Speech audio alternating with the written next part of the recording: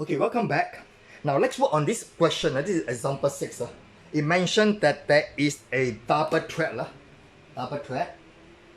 and it's an EGR screw. And the thread is, let me just put it in big like 3/4-6. And it rotates at this 80 revolution per minute. So want to know what is the speed up and down. What is the advancing speed of the RAM? That's the question is asked here. So let's put in the things that we know of. So we say it's EGR thread.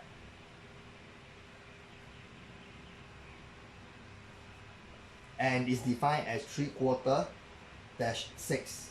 Means that the diameter is 3/4 inch. The TPI, thread per inch, TPI is 6. So pitch, pitch will be 1/6 of an inch. Now we need to find the lead. The lead is actually number of thread times pitch. And you was told it's a double thread, so it's 2 times the pitch. That will be 2 times 1/6. That's 1/3. Inch is a unit, inch is a unit, so 1/3 of an inch. That's how it moves. Now the thing is that every one round, every one revolution, you're gonna move by 1/3 of an inch. So now it's 80 revolution. So 80 revolution, you will be 80 divided by 1 times 1/3. And that will give me 80/3 inch per revolution. Inch per minute. So that means in every 1 minute, you're going to move 80 revolutions. So this is the linear speed.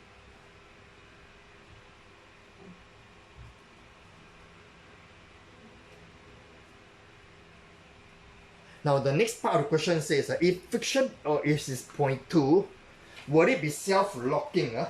So you know, I'm going to use another color.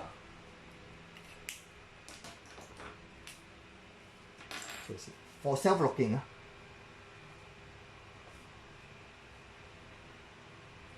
the condition for self-locking is that the friction has to be bigger than the lead angle.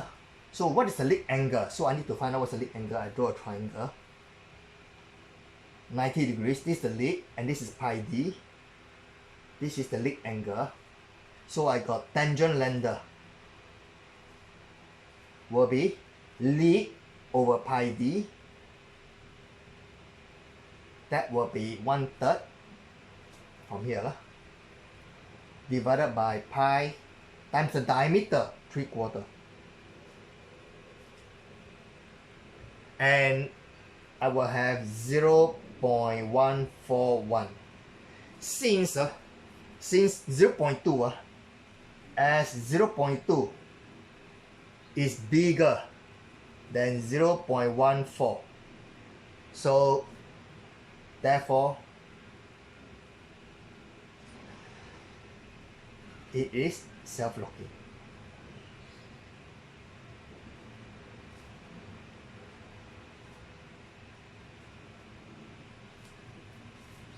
Okay, thank you. That brings me to the end of this question. Bye.